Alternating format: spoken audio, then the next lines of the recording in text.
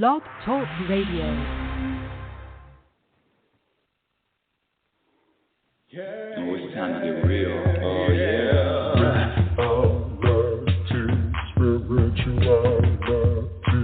It's a new experience.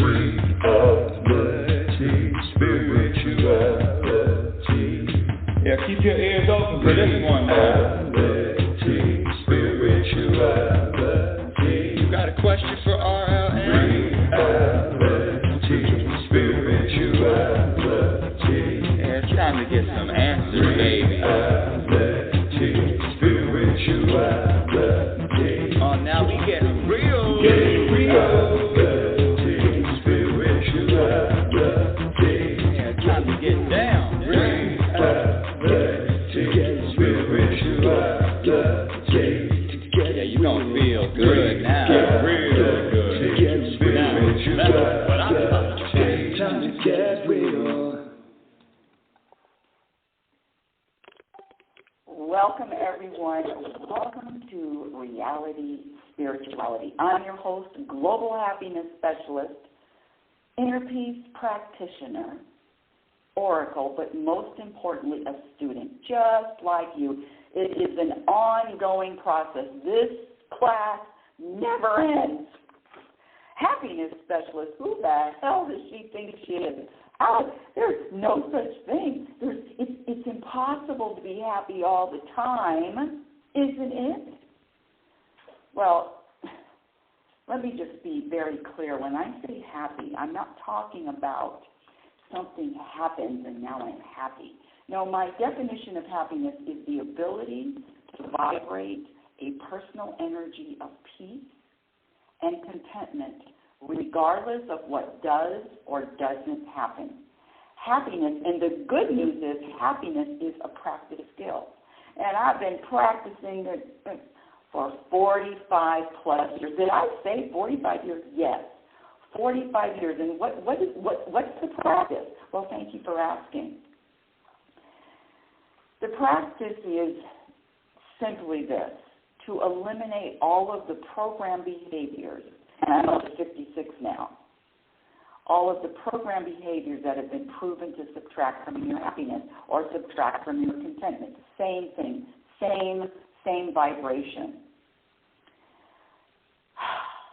And I'm going to get into that a little bit later. But before I do, I just have to do a little housekeeping and welcome the new followers. I'm getting new followers all the time. Welcome to my world. When I say happiness specialist, one of the main behaviors is to consciously make a commitment. Ask yourself, how important is this thing called happiness to you on a scale from 1 to 10? How important is happiness to you? And again, when I say happy, because some people don't like that word, well, I'd rather use the word joy. Use whatever word you want. The point is, it's an energy of contentment. It's an energy of peace. It's an energy of balance. It's an energy of satisfaction. It is an energy of there's nothing that needs to be changed. There's nothing that needs to be different in the present moment. There are no desires. There are no wants other than what the universe wants and desires for me. I know that's my life, but let me just dig a little bit deeper. When I say this happiness is a practice skill, and I ask people, I've been teaching the Truth About Happiness classes for over 15 years in California, in Oregon, and now in Nevada. And when I ask how many of you want to be happier, most everybody raises their hand. Oh, yes, I want to be happier. Yes. But the challenge with that is, if that is the truth, and if that is what you really want, then it's up to you to make different decisions, tweak your behavior, and have a commitment. A priority that this energy of contentment is number one, not number two, not behind health, not behind money. It's number one. The energy of contentment, the desire, the want to feel, to experience that energy of contentment is number one. Now, life is up and down. Life is a roller coaster of events, of challenges, and just because I'm a happiness specialist, I think I get a little bit. I think I get tested a little bit more just because of the claim. The challenges have nothing to do with your personal energy and your personal vibration. What happens to you has nothing to do with the energy that you are emitting. It's not your circumstances. It's nothing external. Your happiness, your inner peace, your contentment depends on what you practice, depends on your beliefs, and also, are you programmed?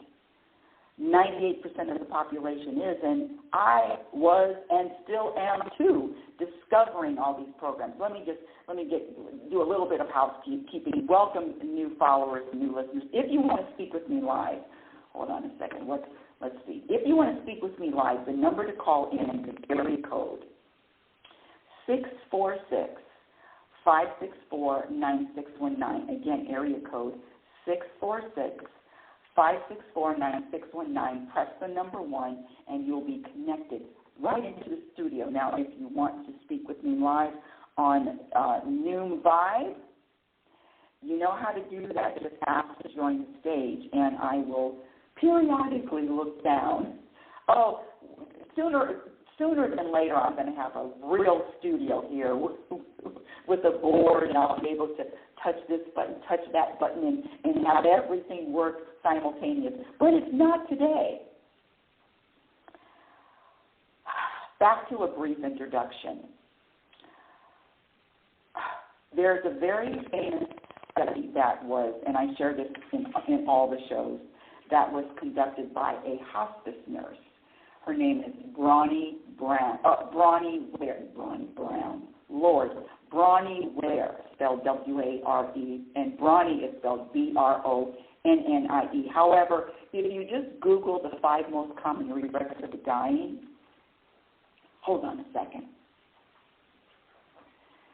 If you just Google the 5 most common regrets of the dying, you'll be able to find the study. And I don't remember what year it was done, so I'm not even going to pretend that I do. The 5 most common regrets of the dying, so these are people that are at the end of the road, at the end of the line, are looking into joining another dimension. What was the leaving the body? I'm trying to remember. One of my favorite teachers now, his name is Moji, M-O-O-J-I. You can please look at his videos on YouTube. I highly recommend him. And he called dying, he called it body leave. See, that's what happens when I want to remember something and I don't write it down. Body leaves. Oh, who knows? But I highly recommend Modi. I highly recommend his videos. And honestly, because of me watching his videos for the last month, I just found him a month ago, it has been another whirlwind of evolving, expanding, being more aware of what? And that is today's topic. Who the hell are you anyway? Who the hell am I? But before I go on, I'm realizing that I just left you without giving you the 5 most common regrets of the dying. You see, I can just jump from one topic to the next. The 5 most common regrets of the dying are, number 1, I wish I pursued my dreams and aspirations and not the life others expected of me. I had that in my teens and my 20s. Boy, oh boy, was I trying to please Daddy. I was trying to please Ralph Norrington like you would not believe. And then one day, it was, I'm not going to attach a story to it, but one day it was time to get out of that mode. One day it was time to shift. One day it was time to be myself. The second one is, I wish I didn't work so hard. 5 most common regrets of the dying. The second one is, I wish I didn't work so hard. Number 3, I wish I had the courage to express my feelings and speak my mind. Well, yours truly doesn't have that problem. Number 4, I wish I had stayed in touch with my friends. I always put a little note behind this one. Sometimes we just outgrow people. Nothing wrong with them, nothing wrong with you, nothing wrong with them. It's just time to move on. It's just time. The energy isn't compatible anymore. Simple. And the last regret of the dying is, I wish I would have let myself be happier. Can you imagine getting to the end of this journey and having a regret? I wish I would have been happier. That's where I come in. And I have to tell you, when I was younger, you remember blowing the candles out on your birthday cake and making a wish. I always wished for the same 2 things. I wanted to, number 1, live to my potential, and I had no idea, nothing specific, what that meant, and I wanted to be happy. And I was serious about wanting to be happy. For whatever reason, it was just an emotion, a feeling that was too fleeting. And I attached a story as to what I was experiencing that caused my emotion or my feelings. And I'm here to tell you that your feelings and your emotions have nothing to do with your stories. What? What did she say? Blasphemy. That's right. The stories and the thoughts have nothing to do with you experiencing emotions. And quite frankly, I stopped labeling my emotions. This is some revolutionary kind of stuff here. I stopped labeling my emotions. All I'm saying is I'm feeling. I'm human. I'm on this planet for a short period of time. I'm human and I'm feeling. I'm feeling good and feeling bad. No, I'm just feeling. It's part of being on this journey. Part of this human experience is to experience. I use that word a lot. Experience a lot of different emotions. But the programming is to say, I prefer one emotion over another. I prefer to feel like this as opposed to like that. So you see how I let go of the labels? And that's part of the programming, is having a preference or having preferences for your emotions. What about you are here to experience all, which you are, here to experience everything, and you will and you do. But let's get down to the topic of the day, which is, I almost forgot the topic of the day. No, I didn't. The topic of the day is chronic identity crisis. And there is a chronic identity crisis. Sound the alarm. Sound the alert.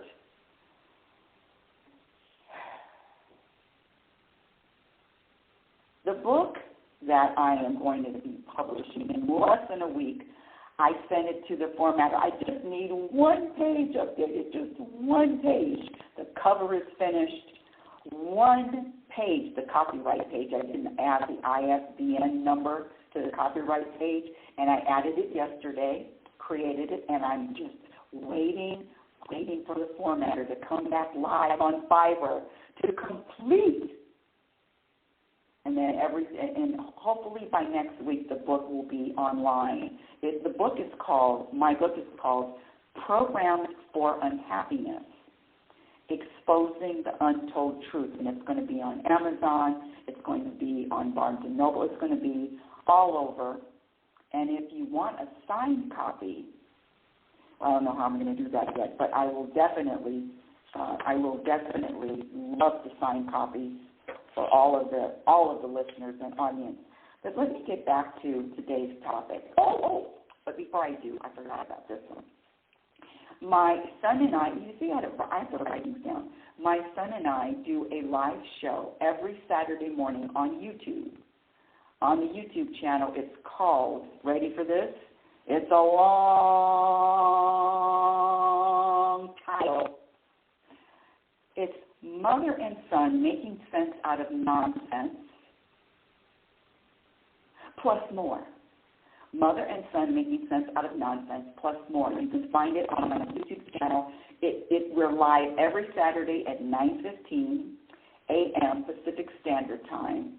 My YouTube channel is Rebecca Norrington, and yay, it's a real scene, man. Back to the topic of today's show. And if you want to speak with me live, call in. The number here is area code 646-564-9619. Again, area code 646-564-9619. And if you want to speak with me, just press the number 1. I see a few people in the queue. If you want to speak with me live, just press the number 1. Here we go. This is the topic. Identity crisis. As soon as you are born, you are given a name, a nationality, a religion, a race, a culture, and then you spend the rest of your life identifying and defending that identity and program. Let me read that again. This is in the book too.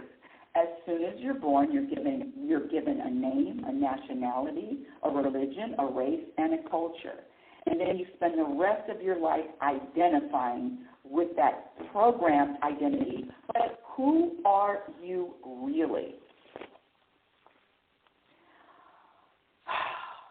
And I've had people that have listened to me for 15 years now, and I've grown with this show, expanded with this show. So I'm not the same person 15 years ago. I'm not the same person I was a month ago.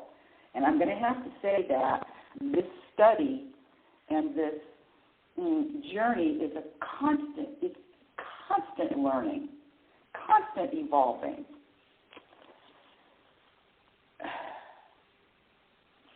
One of the things I want to scratch the stress. One of the things I want to say is my new teacher, Moji. You can look him up on YouTube. He's got such a pleasant voice too, calm, loving, gentle, kind. The opposite of this one. Well, I'm an ex-boot camp instructor. What do you expect? But back to what Moji teaches, and I took notes, and I'm just going to read my notes right here. Oh, no, that's not what no. Okay. Let me scratch the notes.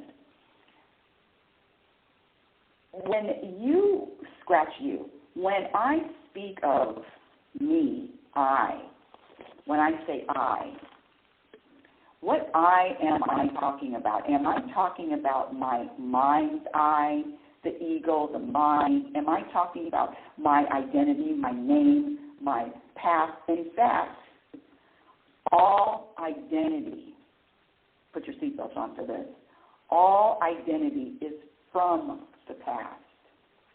If you're in the future, if you're in the present moment, what's your identity?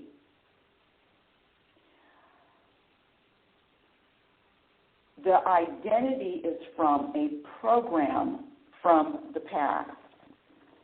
And there is no identity in the present moment. That's why when you watch a baby, brand new baby or a toddler, They're in the present moment all the time. They're not their name.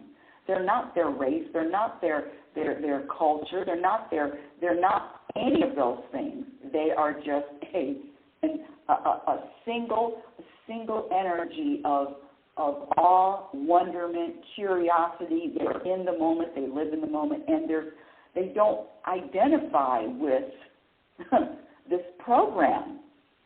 And I said this a while ago about changing, not using my name and just using a symbol or some numbers. Hey, I get what Prince meant. I remember when he just changed his name to a symbol, and I remember thinking, what a nut! What's wrong with him? How crazy is that? But I get it now. The identity that you, my dear listener, are identifying with, I really, really want you to be mindful. Stare at a blank wall. This is just an extra homework assignment. Stare at a blank wall for 2 minutes, 3 minutes, and try not to think.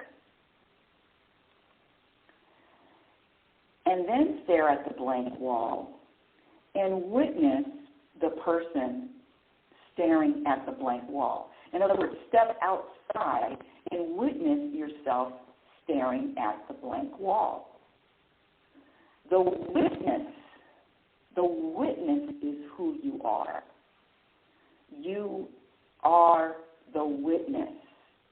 You are not this person that the ego, I said I was going to stop saying ego, I was going to start saying mind, and that's because of Modi. He uses the word mind. It's the same thing, though. You are not your mind. You are not those constant thoughts. You are not those constant stories. You are not experiencing this life the way that most people that are, I'm just going to say it, asleep, experience it. You are the witness. And that's a practice that I have been getting into. I have been getting into for a long time, for the last few weeks. I am the witness. That's my real identity. And if that's my real identity, guess what? That's your real identity too.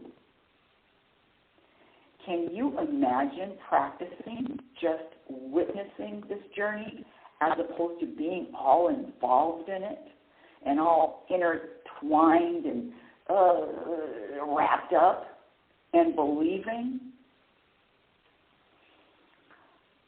Again, I'm going to refer to my new guru, Moji, M-O-O-J-I, YouTube, find him. Hey, Robert.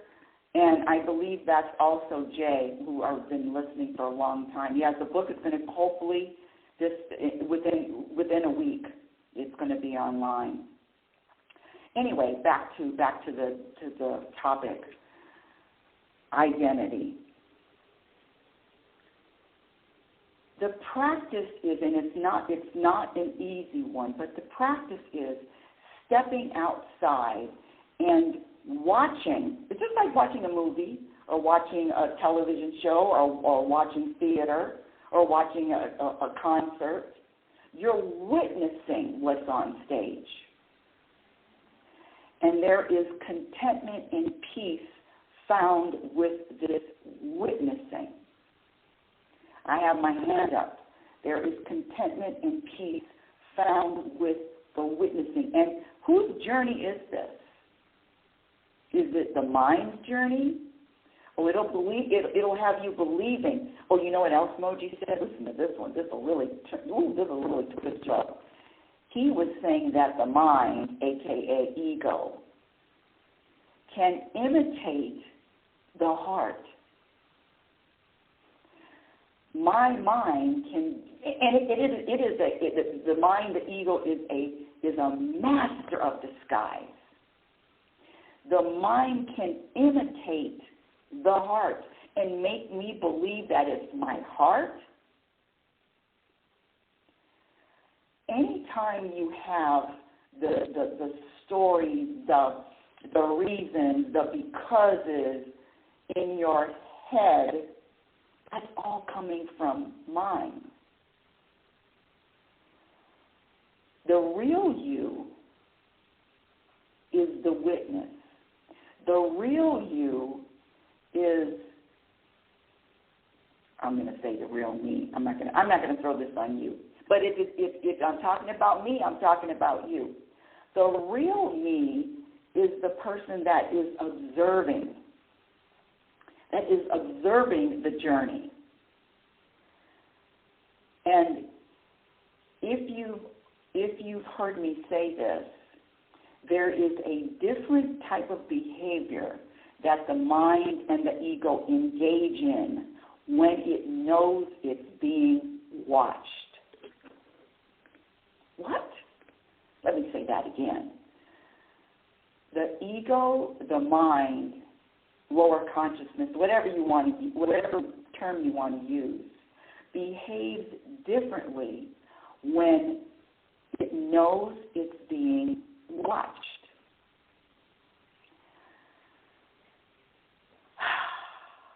This is some deep shit.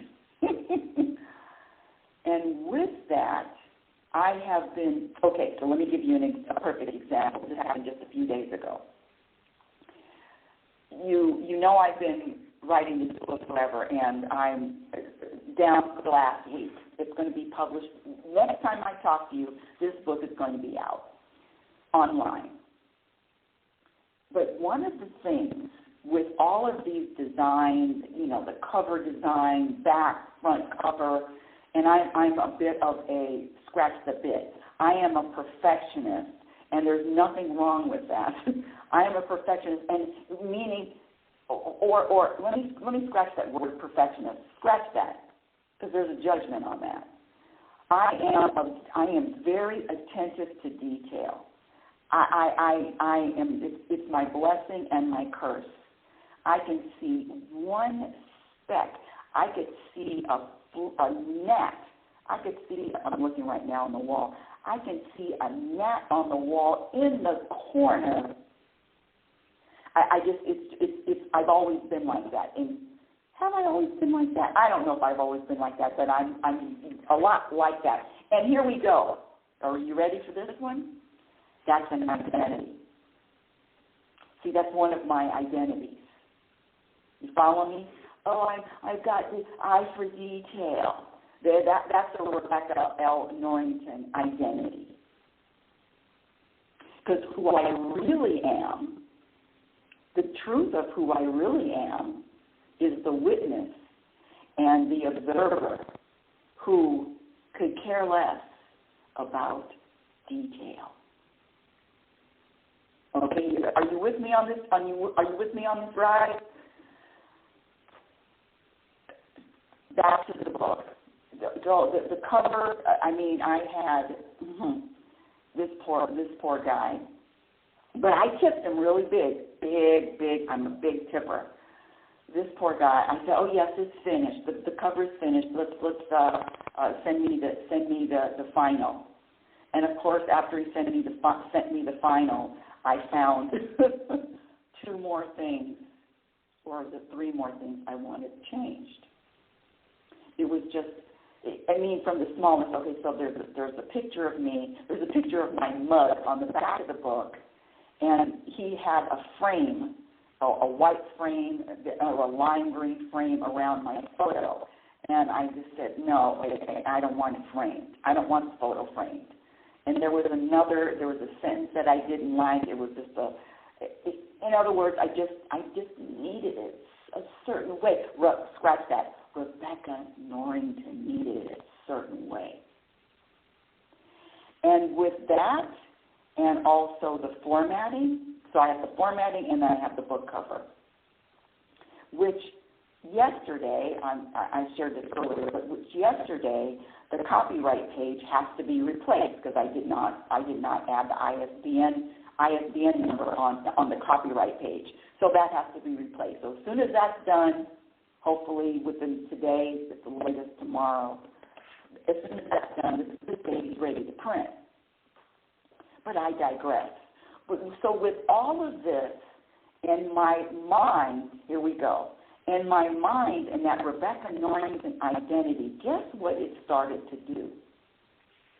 It started to get this feeling of anxiousness, this feeling of tightness, this feeling of there's a deadline. Are you with me? Now, I haven't had a deadline since I was working. Actually, that's not the truth. When I was filing court documents a couple of years ago, as I filed in pro per, when I was filing court documents, I felt a sense of a deadline. And that energy of there's a deadline is, deadline, deadline. You know what I'm talking about. And I stepped out of this energy of anxiousness and high intensity and hurry up, hurry up, hurry up. And I said, look at this identity trying to take me over and align with it and attach and go along with this ride, go along with the belief that there is a deadline. I got to get this done. And it came out of nowhere. This mind will attack you when you least expect it. And I was being attacked with this crazy, delusional illusion of a deadline. I mean, what do you mean? There's no such thing as a deadline. Even if there is, okay, here we go. Even if there, say I have a ticket to get on an airplane. Yeah, there's a deadline. I've got to get to the airport by a certain time. But with that doesn't mean that any of your energy doesn't have to shift. Your energy doesn't have to change from contentment and peace to But when I identify with this Rebecca Norrington and I'm rushing or I'm running late, that it takes me over faster than a second. Are you following what I'm saying? Are you understanding the difference between you and the witness, whatever your name is? This Rebecca Norrington, I like her. I like her. She's cool, a little nutty, a little crazy, a little off the wall, not normal, but yeah, I like her. However, that's not me. I'm leaving, distancing myself from that identity more and more because, and I'm going to use the word because, that Rebecca Norrington identity is limited. There are just certain things that Rebecca Norrington will not do.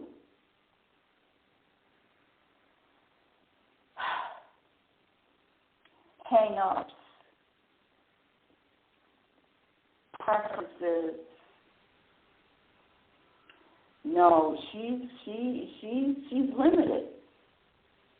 And if I'm limited with my identity, attaching myself to my name, what did I say earlier? Name, race, culture, age, even that's an identity. Body. Oh, here we go. Attaching your identity to your body. My body. I'm saying the body. The Rebecca Norrington. This my body. My body, it's the body. And I'm going to copycat on. I was looking at the Raising Spirits with Teresa, the Long Island medium, And she said something very profound. She was talking about, this is my soul's journey. Because if Rebecca Norrington had a say in the matter, all this shit would look a lot different. But she doesn't. And I know the popular belief, I know the masses believe that, yeah, I'm making something happen, or yeah, I'm blocking, or I need to heal, I'm sabotaging myself. All of this is under my control. I can make something happen. I can stop something from happening. I have that power or the ability to stop my destiny from unfolding. No, I don't. But that identity believes that I do. That identity believes that I am making something happen.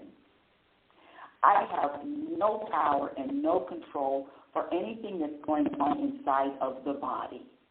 My heartbeat is beating on its own. My blood is circulating on its own. All of it on its own. And this journey is the same. And this is my belief, whatever I'm here to experience, I will. And this is the key. This is something that the universe has downloaded this a couple of days ago also. You know, I talk about watching those near-death experiences, and one of the things that is common in the hundreds, if not thousands, of videos on YouTube about these people that have had near-death experiences, I find them enlightening, inspirational. I find them just comforting. That every single, well, I don't know about every single one, but most of them, I may have said this before, but most of them, when it's time to come back, you know, when they leave their body and they experience this place of light and love and no pain and just my arms are open now, just heaven, if you will. And then whoever taps them and says, hey, it's time to come back. It's time to come back from your ride. This was fun. It's like going to your favorite place. It's going to Disneyland, if you like Disneyland, your favorite place. And after 5 minutes, okay, it's time to leave the park. It's time to go.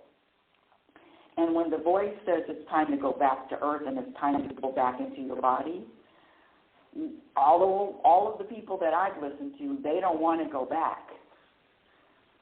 And now I came up with this, and I want your this is new too, and I want your comments or your take on this. This journey on yeah, I got it. Okay, hold on. I'm glad I went back. This journey, and I'm going right to you, area code 780. I think that's Jay. This journey this place, Earth, is a time for us to enjoy. Enjoy what? Not just what feels enjoyable. Enjoy it all. Is there enjoyment in the other dimension? Who knows? But I definitely know that this place here is a time for enjoyment. But see, the programming says, I'm only going to enjoy A, B, C, or D. If F, Y, and X, and Z comes up, I'm not going to enjoy that. I'm not going to enjoy being uncomfortable. I'm not going to enjoy the angst. I'm not going to enjoy bad health. I'm not going to enjoy the challenges. I'm not going to enjoy any of that. I'm going to enjoy only what feels good. And what is that?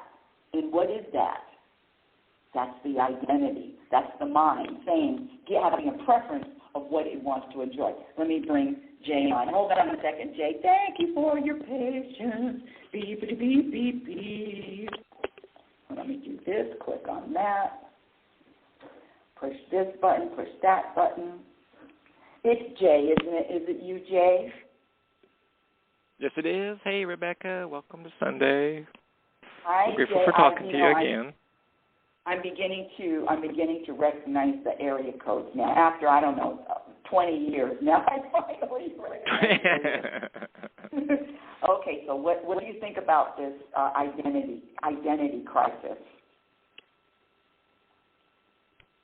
I think we were just talking about the...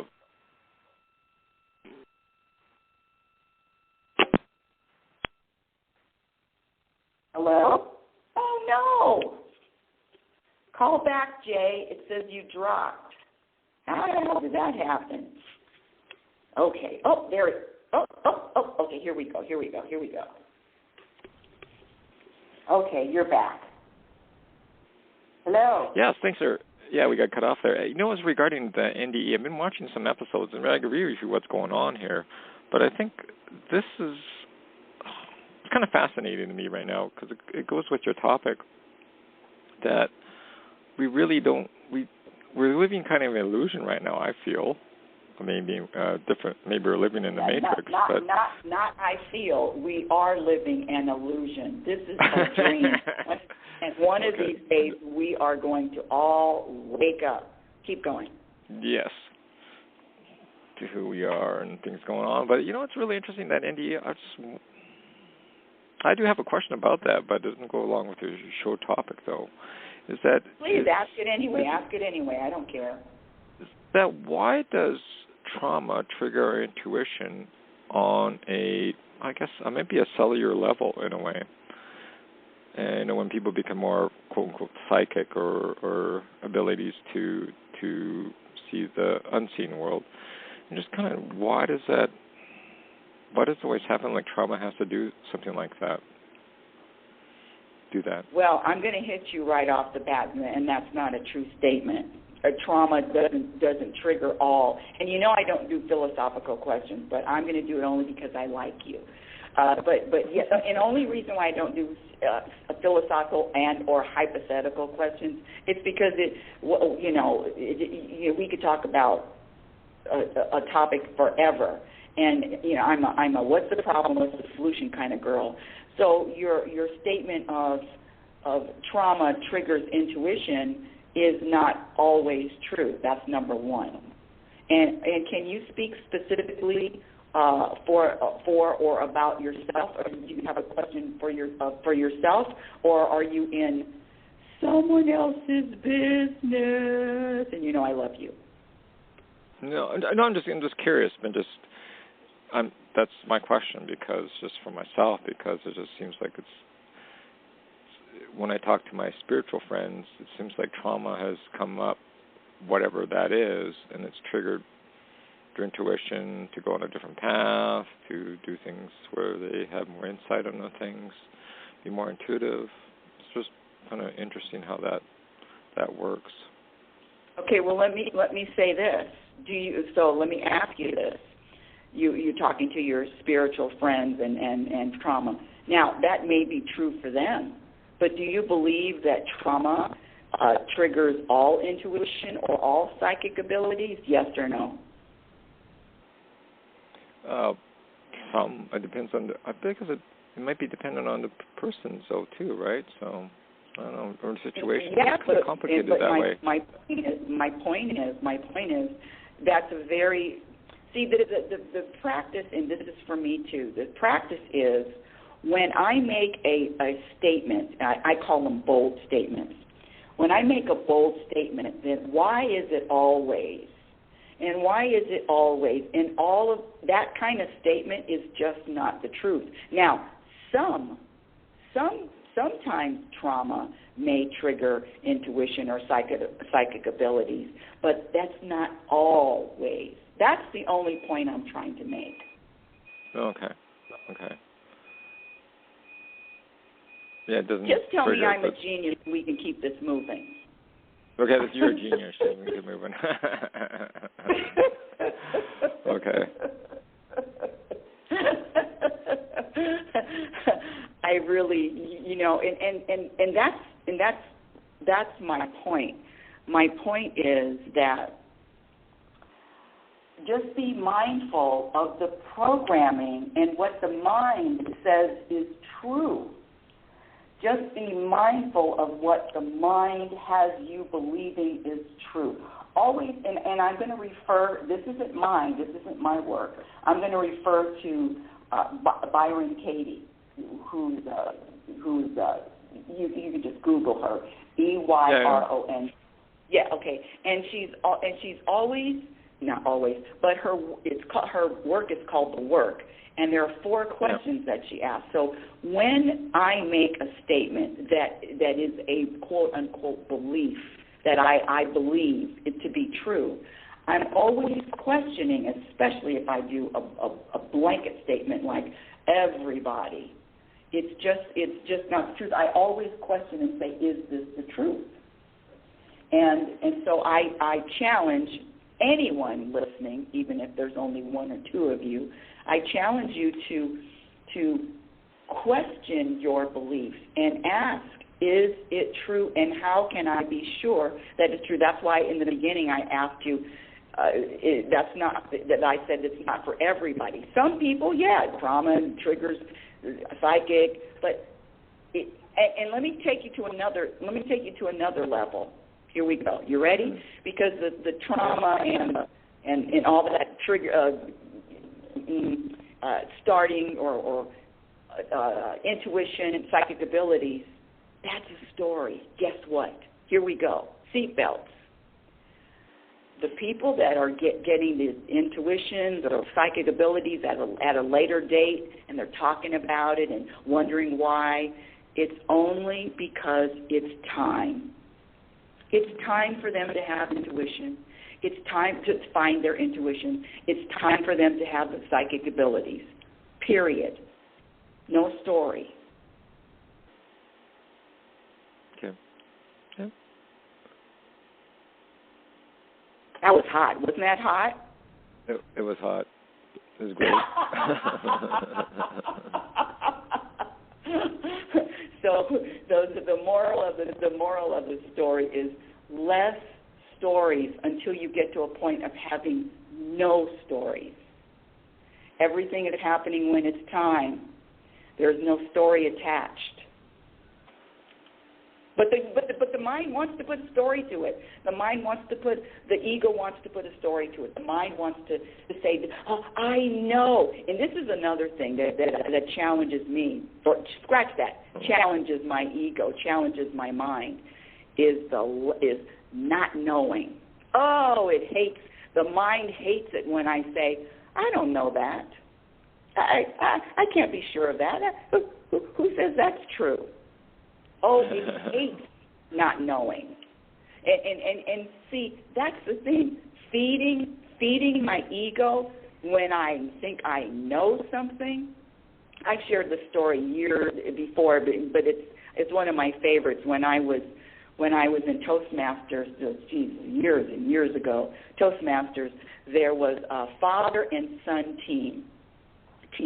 They went to the meetings together, and the son was 16, and the father, I don't know, 40s or so, I don't really know, but the son was 16, and the father would always hover over the boy and give his son advice, and it was just, to me it was so annoying. Give this kid some room. But he was a hovering type of dad, and again, this was years ago, at least 25 years ago. Did I say I was 68 years old? Don't tell anybody, but it was a long time ago. And I remember that if you know about Toastmasters, there are different times where you have to give your speech, and it's a big event. You give a speech for 7 minutes, or you give a short talk. And so it was this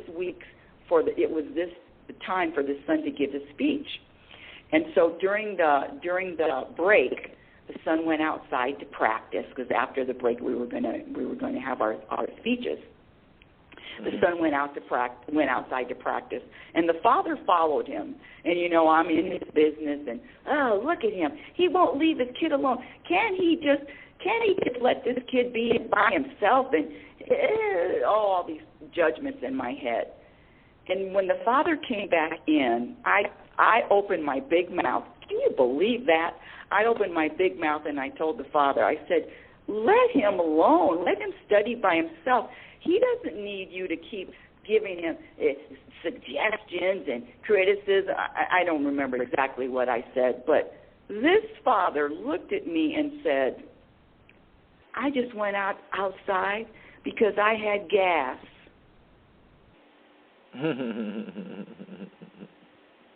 And that taught me a lesson for a long time that I do not know, number one, what's in anybody else's head.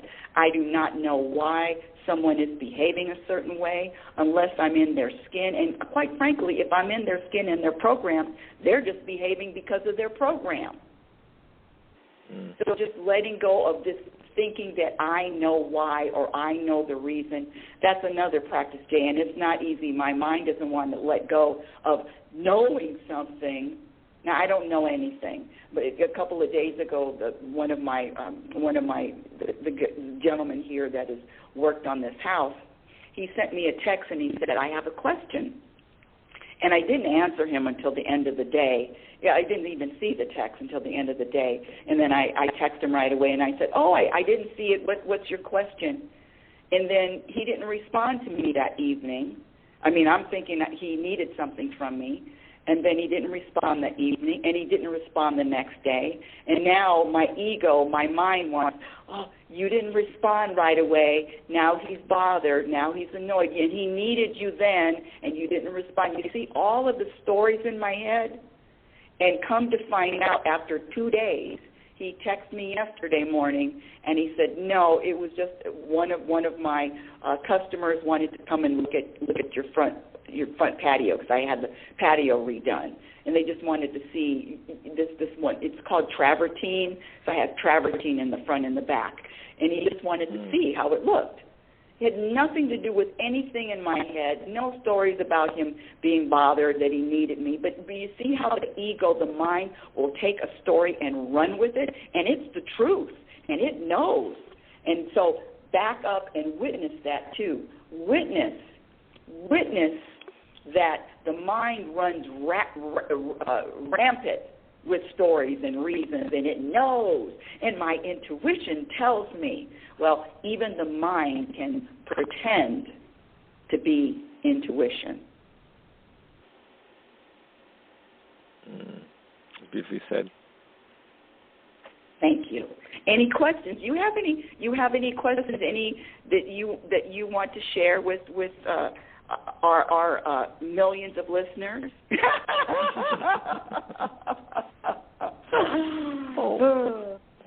I think that when we're talking about our identity, it's like it's still so much stuff we don't know about ourselves and our path that we should be taking on this earth. That we need some guidance on to do this from mentors on this side and mentors on the other side, and really, when we have our life review, when you're watching these NDE people who have the experience of having NDEs, near-death experiences, is that sometimes it's kind of a shock to them what they should be doing, right? Or they take a path that they should have taken a long time ago. So, just it's very interesting. We just don't know ourselves enough. I mean, we're trying to create a mind right now using electronics. It's the AI mind that mimics a human, but we still really don't know about ourselves on a deeper level. And that's what I'm saying. You said that perfectly, and that's what I'm saying. Because the programming is the opposite. You are your name. You are your accomplishments. You are what you do. You are what you've achieved. No. It's really a separating, and there's less to do, not more to do. I am the being. I am the being, and that's it. And there's a sense of just more peace and more calmness when I let go of thinking that I am this Rebecca Norrington, because this Rebecca Norrington has a lot. Woo-wee. She's got a lot of rules, she's got a lot of preferences, she's got a lot of ideas, and all of them are right. And I'm just at a point where, no, Rebecca, you're not in charge anymore. I'll still take you to the party because you are a lot of fun, and you are funny at times, and you do write your own jokes. I'll take you to the party, but I'm not identifying with you. I sure do appreciate you, Jay. I appreciate every time you call. You're very welcome. I'm grateful for this conversation over decades now, probably. Huh. Well. Yes, it is decades. It is. I'm getting chills. It is decades, and you were around for my first book in 2014, and you're around for this. Mm-hmm. So here we go. What a time! What a time to be alive right now. What a time to be alive right now. I'm really grateful for those conversations. Now, see, I'm getting chills, and I feel the same way, and that's it. And that's it, just the moment, in the moment, next moment. Yep. I appreciate you, Jay, a lot. Chat again. Wow. Is this the end of today's show? I mean, did we go a whole hour? Let me just make sure I covered everything that I wanted to talk about with this. I have a guest waiting. Yes. Beep, beep, beep, beep. Well, hello, Terry. Welcome to Chronic Identity Alert. What's up, my Terry, my Australian man? I've been accused of being Australian before, but I'll make it sound like a crime if I say that. I'm English. Oh. Sorry, English. That's an identity, but keep going. I got to make sure. Go ahead. Do you want to know about Australia, not me? Anyway. It's interesting. I've called the last 15 minutes, and in the universe, I believe there are paradoxes, and you can have a truth, and you can have a truth that contradicts it. What's your opinion on that? What are you talking about specifically? And again, no hypotheticals, no philosophical. Specifically, what do you mean? What do you mean specifically? Okay. Well, I'll tell you what. We'll go back to people who go through trauma and stress and that kind of thing. And as you said, not every time, no, but there are moments when you have to reach a certain crisis point, which becomes a catalyst for change. Now, would you agree with that? Not every time. I agree. Well, are you speaking of yourself? I'm speaking hypothetically of many people. Now, okay, it's not a change, and let's assume that you continue down the same path, and you get more and more stressed and depressed, and ultimately, where would that lead us? Suicide, maybe? Ill health? Okay, and I'm only doing this because it's you, but and so that's why I'm saying, speak for yourself. What are your challenges? But you really want to talk about if somebody's suicidal or leading. That's their destiny. Period. That's true. That's their destiny, exactly. And everybody's truth is different. I think that's the point I'm trying to make here. Everybody's truth is different. And well, let me say this. There are beliefs. Everybody's beliefs are different, but the truth is the truth. Yes, I agree with that as well. Okay. Yes, Of course the truth is the truth. Mm-hmm. But ultimately, some truths we will never know until we're back. Well, in actual fact, we never leave. We just lower our vibration to incarnate in the human form. Some people might sign up to have certain experiences, because life is nothing but experience and learning. Would you not agree? I would definitely agree with that. It is an experience without a judgment. Yes. Without a judgment, exactly. Mm-hmm. And there's lots of people who like to judge, aren't there? And, well, the interesting thing is lots of people. I'm not talking about lots of people. Let's talk about Terry. I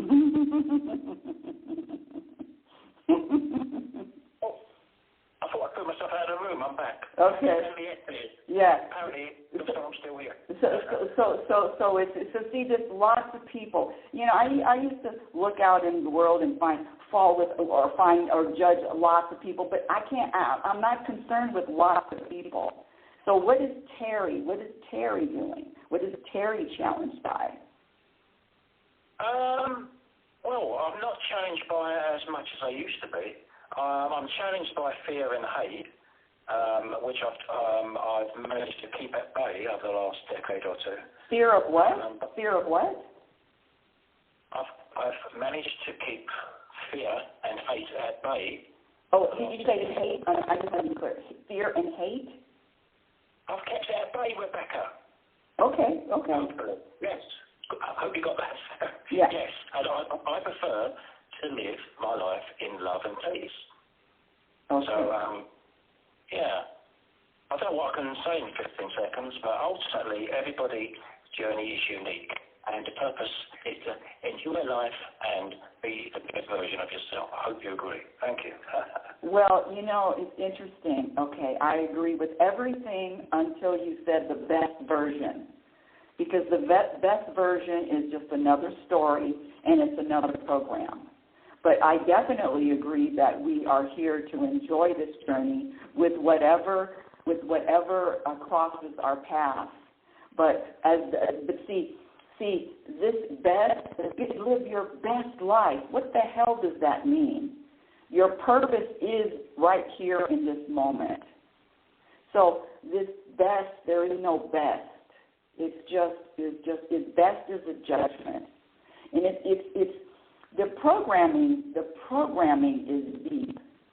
The programming runs so deep, and I'm only saying this because I recognize my own programs, and deleting them, eliminating them one by one is not easy.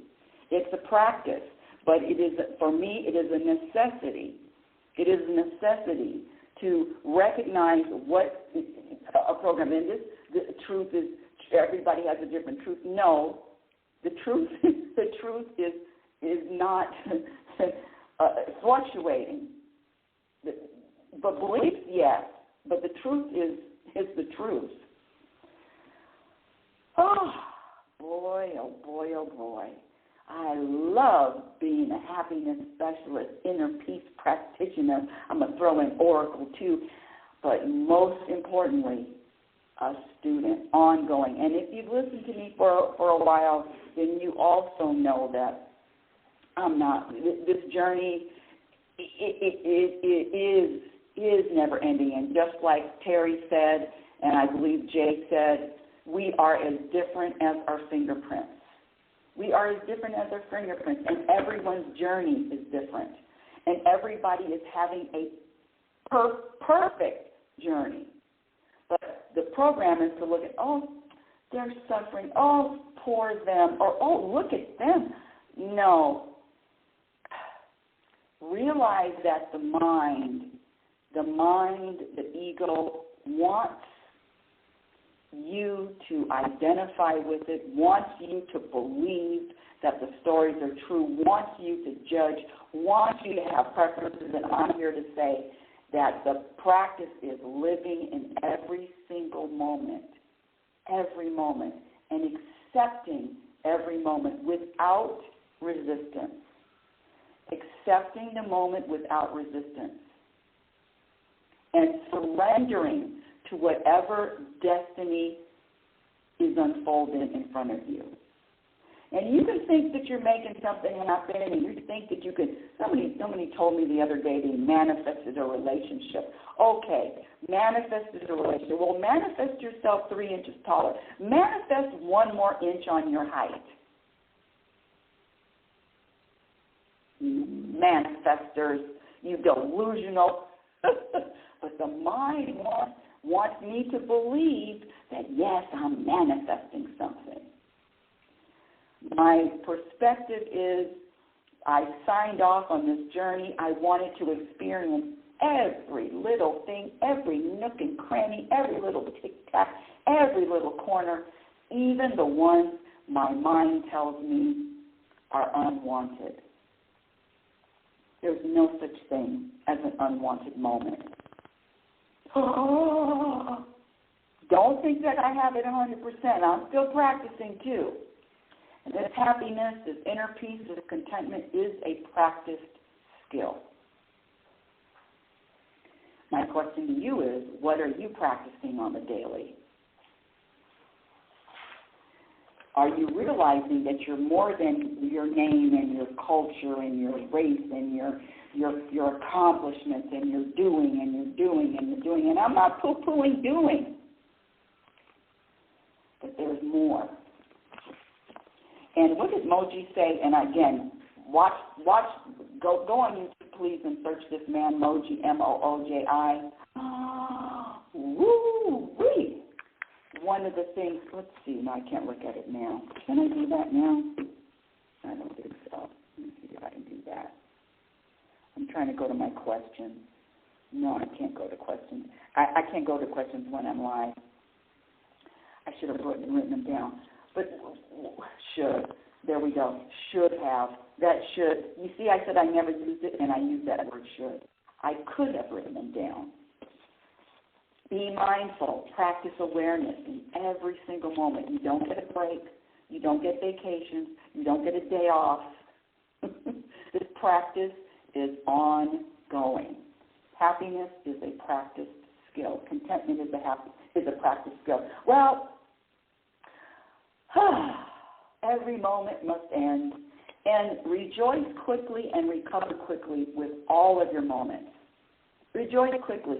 This identity, all identity is from the past. Let me just look at my notes. All identity is from yesterday. Not today, not the moment. And if we live in a lot of different dimensions, if we live in a variety of dimensions at the same time, guess what? Okay, this is what I want to say. This is what I want to close with. In every single moment, you have everything that you need. There is never a time where you need something and you don't have it. So if there's not anything manifesting, or if there's something that your mind wants and it's not here, or it hasn't happened, guess what? You don't need it. I've been doing this show, one-woman show, forever. I wanted a producer. I wanted a board. Why am I working my microphone? Why am I working the camera? Why am I doing all this? I want somebody else to do it, and I'll just show up. Guess what? I must not need it. Oh, they're horrible. The universe is cruel sense of humor. Well, that's all of today's show. Thank you for listening. Reality Spirituality Radio is heard every Sunday at 9 a.m. Pacific Standard Time. Watch my latest show. It is live on YouTube every Saturday at 9:15 a.m. Pacific Standard Time. It's with my son, my only son, and it's called Mother and Son Making Sense Out of Nonsense, plus more. You can visit my website at RebeccaNorrington.com. Follow me on Twitter at RLNorrington. LinkedIn, my Instagram handle is RealitySpirituality. And my YouTube channel is going to be updated, but now those episodes, and especially episode 19, episode 20, and yesterday we recorded episode 21. But that episode 19 will tickle your fancy schmancy. My first book, Reality Spirituality, The Truth About Happiness, can be purchased on Amazon. And the book that is supposed to be finished and online by next week, hopefully, fingers crossed, but it's the will of the universe. I'm letting all expectations go. That book will be published when? When it's time. It's called Program for Unhappiness, Exposing the Untold Truth. And after that book comes out, you think I don't have any friends now. I'm going to have to move and have security around me 24/7. Until next week, my dear audience, I want you to remember who the hell you are. You are a physical extension of the universe. Your conscious energy, which is always evolving, always changing, always growing. Love is patient and love is kind. Be patient and be kind to yourself by accepting yourself in every moment. Be your own best friend. And remember, you cannot have a happy ending to an unhappy journey. And that's a quote from Abraham. You cannot have a happy ending to an unhappy journey. You've been listening to Reality Spirituality Radio with yours truly, happiness specialist, inner peace practitioner, Oracle, Rebecca L. Norrington. That's my identity. Remember, happiness is a practice skill. Inner peace is a practice skill. Contentment is a practice. And I promise you, the more you practice, the more peace you're going to find, and your experience in every moment reflects on what you practice. Thank you for listening. Have a conscious week. Yeah. Oh, it's time to get real. Oh, yeah.